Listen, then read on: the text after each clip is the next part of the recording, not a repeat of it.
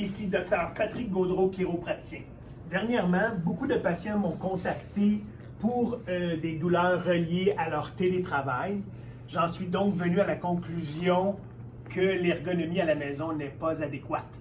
Alors, je veux partager avec vous quelques conseils qui vont vous aider à être plus efficace au niveau travail, à éviter les maux de dos, les douleurs, les raideurs et bien sûr à avoir une meilleure santé globale.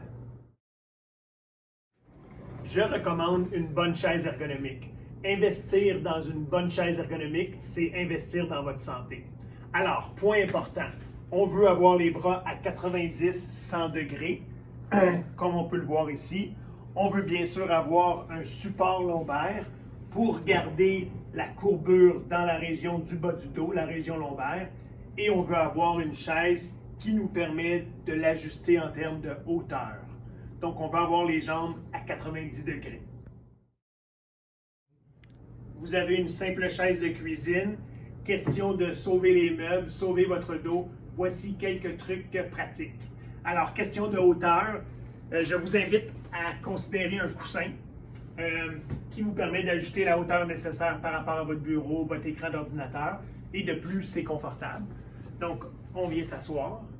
Un autre aspect, c'est le support au niveau du lombaire, la région lombaire, la fameuse courbe qu'on parle tant. J'aime bien l'idée du chandail, de la serviette.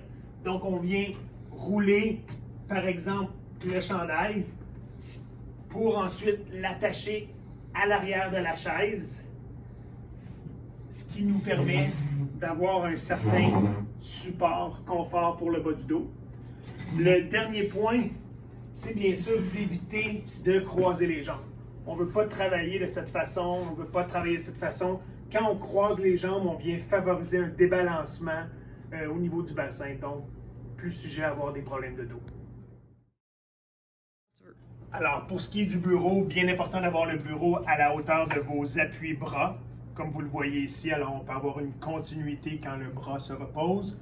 On veut avoir votre ordinateur à environ 1 mètre de distance des yeux et bien important la hauteur. Alors, si vous avez un ordinateur régulier, normal, assurez-vous d'avoir la bonne hauteur. Souvent, ce qui est nécessaire avec un laptop, c'est d'insérer une boîte, comme vous le voyez ici, des livres, pour avoir la partie haute de votre écran vis-à-vis vos yeux, comme vous pouvez le voir ici.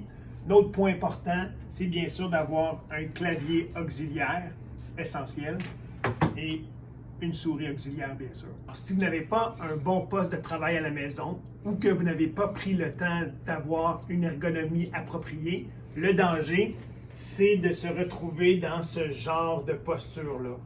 Et je m'explique, le dos courbé, la tête vers l'avant, les bras trop près du corps, tout ça, vous avez compris, va engendrer plein de problèmes de santé, de douleurs, de raideurs, de maux de tête, d'inconfort. Alors, on appelle ça dans notre domaine, dans notre jargon, le syndrome du cou texto. Et c'est un peu comme texter sur notre cellulaire à longueur de journée, la tête penchée.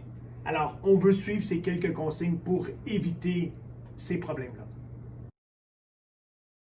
Alors, c'est très important de prendre des pauses. Premièrement, je vous invite à prendre une pause d'eau.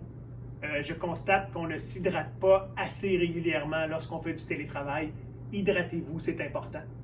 Deuxièmement, levez-vous à toutes les heures. Toutes les heures, je vous invite à vous lever et à faire de simples étirements.